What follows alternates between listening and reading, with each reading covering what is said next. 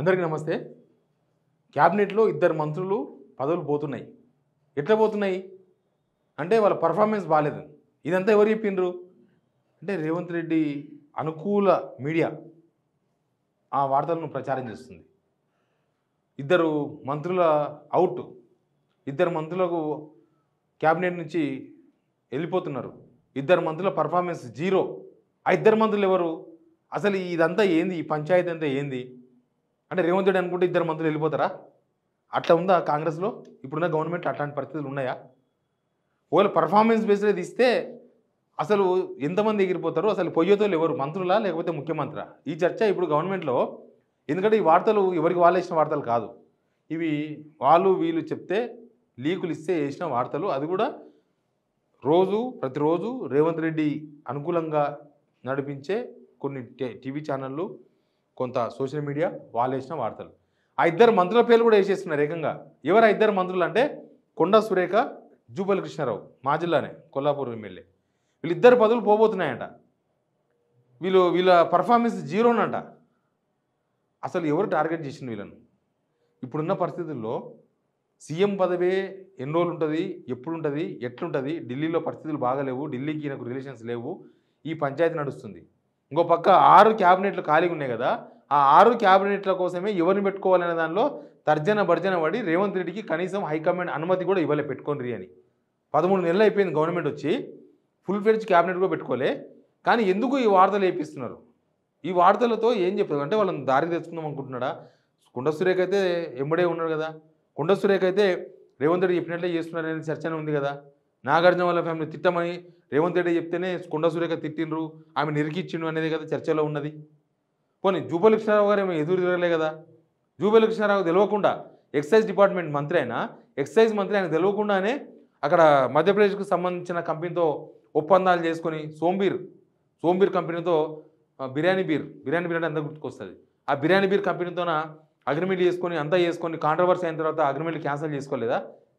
Postpone చేశారు, cancel కూడా చేసుకోలేదు. అవి ఇంకా తర్వాత ఎప్పుడైనా వస్తుందేమో మళ్ళీ ఓ సంవత్సరం తర్వాత మెల్లగా సప్పడా కాకుండా తీసుకొచ్చి వైన్ షాపులో పెట్టి ఇంకా వేరే ఇవే ఉన్నాయి అమ్ముతారేమో, అది వేరే విషయం. జూపల్లి కృష్ణారావు తెలియకుండా జరిగింది అది. జూపల్లి కృష్ణారావు అందుకే కదా పేపర్కి వచ్చిన రోజు అడిగితే ఏమో నాకు తెలియదు, నాకు తెలిసి అట్లాంటిది ఏం జరగలేదు అన్నాడు. మరుసటి రోజే మళ్ళీ ప్రెస్ మీట్కి వచ్చి అది క్యాన్సిల్ చేసామన్నాడు. అదేంటంటే ఆయనకు తెలియదు. మరి ఆయనకు తెలియకుండా ఎక్సైజ్ డిపార్ట్మెంట్లో ఎవరు వెళ్ళి పెడుతున్నారు, ఎవరు ఏం చేస్తున్నారంటే వాళ్ళే చేస్తారు. ఎవరు చేస్తారు? ముఖ్యమంత్రి చేస్తాడు. కానీ వీళ్ళ వల్ల వచ్చిన ఇబ్బంది ఏముంది? ఇప్పుడు ఆడ మక్తల్ ఎమ్మెల్యే వాకిటి శ్రీహరి ఉంటాడు. ఆయనకు మంత్రి పదవి ఇవ్వాలంటేనేమో రేవంత్ రెడ్డికి ఇష్టం లేదు అని చెప్తున్నారు. రేవంత్ లిస్టులో ఆయన పేరు లేదు. మరి జూపల్లి కృష్ణారావు కూడా తీసేసి ఆడ ఇంకా ఎవరికి ఇద్దాం అనుకుంటున్నాడో తెలియదు. లేకపోతే ఈ కొండా సురేఖను తప్పించి ఇంకేమని చేద్దాం అనుకుంటున్నాడో తెలియదు. కానీ వీళ్ళిద్దరి పేర్లు ఎందుకు తెర మీదకి వచ్చినాయి? వీళ్ళిద్దరి మంత్రి పదవులు పోతాయని రేవంత్ రెడ్డి అనుకూల మీడియా ఎందుకు ప్రచారం చేస్తుంది, ఎందుకు వార్తలు వేస్తున్నారు అనేదే ఇప్పుడు వార్త. వీళ్ళిద్దరిని ఇంకా బయటగా ఒకలాగా కనిపిస్తుంది, లోపల వ్యవహారం వేరే ఏమైనా నడుస్తుందా?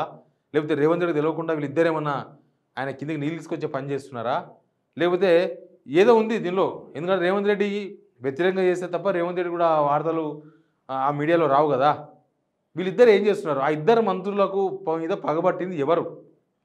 రేవంత్ రెడ్డి పగబట్టిండా, లేకపోతే పొంగులేటి శ్రీనివాసరెడ్డి పగబట్టిండా? ఎందుకంటే అప్లికేషన్స్ ఎట్లుంటో తెలియదు. పొంగులేటి శ్రీనివాసరెడ్డికి చెడినా అంతే. కాకపోతే కొండా సురేఖ మాత్రం చాలా కాంట్రవర్సీల్లో ఇరికింది, మనకు తెలుసు. కొండా సురేఖ అన్ని కాంట్రవర్సీలే. ఆమె చుట్టూ మొత్తం కాంట్రవర్సీలే ఉన్నాయి. ఆమె దేవాదాయ శాఖ మంత్రి. ప్రశాంతంగా పొద్దుగాలేసి దేవునికి మొక్కడం తగ్గించిందేమో దేవాదాయ శాఖ మంత్రి వచ్చినాక. కానీ ఆమె చుట్టూ మాత్రం అన్ని వివాదాలే, అన్ని కొట్లాటలు, పంచాయతీలు, అన్ని కేసులు, కోర్టు చుట్టూ తిరుగుతుంది ఆమె. జూపల్లి కృష్ణారావు ఏమైందో? జూపల్లి కృష్ణారావు కూడా కాంట్రవర్సీ పర్సనే. ఆయన ఏం తక్కువడేం కాదు. నేనే పోయినా కదా గ్రౌండ్కు.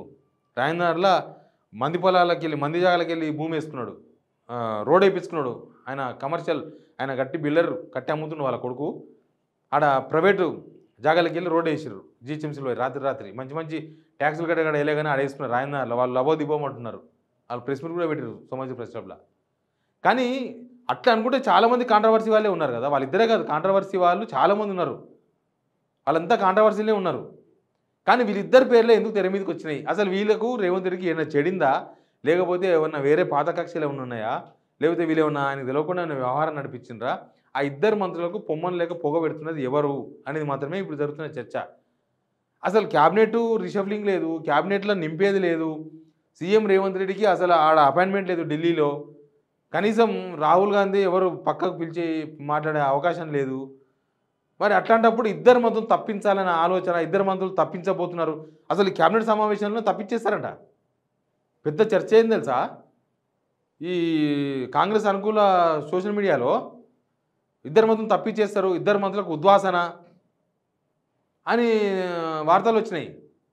మరి దాని వెనుక ఏదో మతలబు ఉందా? లేకపోతే ఎందుకు వస్తాయి? వేరే వాళ్ళు ఎవరో పడరాని వాళ్ళు పెడితేనేమో ఓకే, పెడితే పెట్టిండేమో అనుకుందాం. కానీ ఏదో వాసన ఉందేమో వాళ్ళకి అనుకుందాం. కానీ అనుకూల మీడియా పెడుతున్నదంటే దాని కథ కమిస్ట్ ఏదో ఉంటుంది కదా. ఇద్దరు మంత్రుల వ్యవహారం తీసేస్తారా? మరి తప్పించేస్తారా? ఏం జరుగుతుంది అసలు? క్యాబినెట్లో మంత్రులను తప్పియడం రేవంత్ చేతిలో ఉందా? ఓలా అది ఇద్దరు మంత్రులను తప్పించే అధికారం రేవంత్ రెడ్డికి ఉంటే మిగతా 6 మందిని పెట్టుకునే అధికారం రేవంత్ రెడ్డికి ఎందుకు లేదు? వార్తల్లో వేసి కేవలం బద్నాం చేయడానికే ఎందుకు చేస్తున్నారు ఈ ప్రయత్నం? లేకపోతే ఆ ఇద్దరు మంత్రులను టార్గెట్ చేసి ఏదైనా వాళ్ళని లొంగ తీసుకునే ప్రయత్నాలు ఏమైనా నడుస్తున్నాయా? ఏదైనా పెద్ద ఇష్యూ నడుస్తుందా? ఇప్పటిదాకా రాలేదు. ఇప్పటిదాకా మంత్రులను తప్పిస్తారు అనేది ఇప్పటిదాకా రాలేదు. లేదు, ఏ మంత్రిని తప్పిస్తారని రాలే. అసలు ఇంకా మంత్రిగా ఎవరికి అవకాశం వస్తుందనే వార్తలు వేసింది తప్ప పలానా తప్పిస్తారు. పర్ఫార్మెన్స్ అన్నాం. పర్ఫార్మెన్స్ ఇద్దరిదే జీరో ఉందా? చాలామంది మంత్రులే జీరో ఉన్నాయి. అసలు సీఎం రేవంత్ రెడ్డి మీద సర్వే నేనే కదా వేసింది. సీఎం రేవంత్ రెడ్డి మీద స్టేట్లో సర్వే చేస్తేనే ఆడికాడుకుంది. మన సీఎంని దింపేస్తారు. ఇప్పుడు సీఎంని దింపాలంటే కూడా ఆల్టర్నేటివ్ ఎవరు అనే పెద్ద చర్చ కూడా ఉంది. నేను సపరేట్ ఇంకొక వీడియోలో చెప్తాను నేను. ఎందుకంటే ఢిల్లీలో ఏం చర్చ జరుగుతుంది, ఆల్టర్నేటివ్ నిజంగానే ఉన్నారా లేరా, అసలు ఎందుకు సీఎం రేవంత్ రెడ్డిని హైకమాండ్ భరిస్తుందో ఇంకో నెక్స్ట్ వీడియోలో పెడతా నేను. కానీ ఇద్దరు మంత్రులు తప్పిస్తారనే వార్త ఎందుకు వచ్చింది అనే దాని మీద మాత్రం ఫుల్ ఫెయిల్ చర్చ జరుగుతున్నది. దానిలో రియాలిటీ కన్నా ఏదో వ్యవహారం వేరే వ్యవహారం ఏదో ఉంది అనేది మాత్రమే కనిపిస్తుంది బయటికి. Please subscribe signal TV.